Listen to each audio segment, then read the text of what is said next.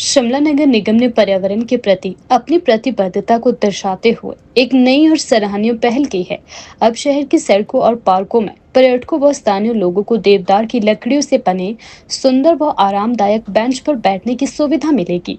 ये लकड़ियां पहले वेस्ट यानी अनुपयोगी समझी जाती थी, लेकिन निगम ने इन्हें फिर से उपयोग में लाकर मिसाल कायम की है। इस नई पहल की शुरुआत शिमला के महापौर सुरेंद्र चौहान ने खुद एक ऐसे ही बेंच पर बैठकर की। उन्होंने कहा कि हमारा उद्देश्य न केवल शहर को सुंदर बनाना है, बल्कि पर्यावरण संवेदनशील समाधानों को बढ़ावा देना भी है। देवदार की लकड़ी से बने ये बेंच न केवल टिकाऊ है, बल्कि शहर की सांस्कृतिक छवि को भी निखारते हैं। नगर निगम ने इस कदम से न केवल शहर की सुंदरता में इजाफा होगा, बल्कि पर्यावरण संरक्षण की दिशा में भी एक सकारात्मक संदेश जाएगा। देखिए, इसके पीछे एक मकसद ये था।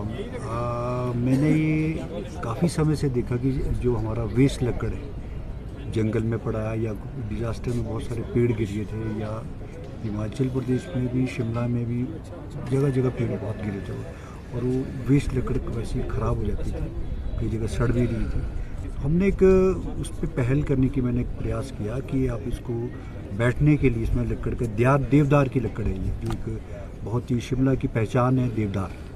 तो उसकी एक महक, इसकी अपनी एक अलग महक होती है, जिसको सुगंधित इसका अपना महत्व है, और बहुत कॉस्टली लकड़ी पड़ती है अगर आपने मार्केट से लेनी है। तो हमने एक खान जो हमारे होते हैं, जो रेगुलरली पेड़ काटते हैं, उससे उन्हें काट के उसको सीधा करके, उसका सिंपल आपने देखा होगा, कोई इसमें एक्स्ट्रा वो नहीं है। और जो ये बेंच है, ये वो वेस्ट लकड़ है जिसमें बिल्कुल ही कंडम थी, जो मतलब उसका स्लीपर जैसा बनना कुछ भी नहीं बन रहा था। तो उसका बैठ करके हमने, आपने रफ़ है ये, लेकिन इसमें भी अब पेंट वेंट करेंगे और इसको सुंदर बनाएंगे। तो शिमला की एक पहचान है देवदार की एक, बल्कि मैं तो ये चाहूँगा कि जहाँ ये इतनी लकड़ पड़ी है, वेस्ट लकड़, उसको इस तरह का आप बना करके करें, तो लोग इसमें रेवेन्यू पॉइंट ऑफ व्यू से भी लोग इसको खरीदेंगे, लेंगे भी। लेकिन ये तो हमने लोगों की सुविधा के लिए बनाया, अपनी नगर निगम की तरफ से मैं इसको बना रहा हूँ, और पूरे शहर के अंदर ये लगेंगे। हमने लगभग छोटे बेंचेस और ये बड़े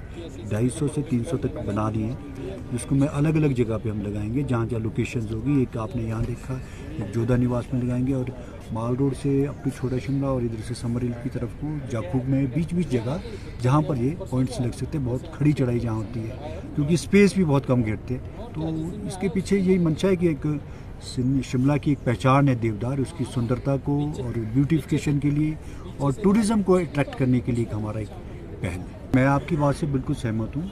ये इसके पीछे मेरी सोच ये थी, मेरा मंशा ये थी कि आपका हमारे जो वेस्ट लकड़ है, हम इसको ऐसे ही सड़ने क्यों दें, क्यों ना इसको इस तरह इस जगह को इस पर्पज़ के लिए हम यूज़ करें।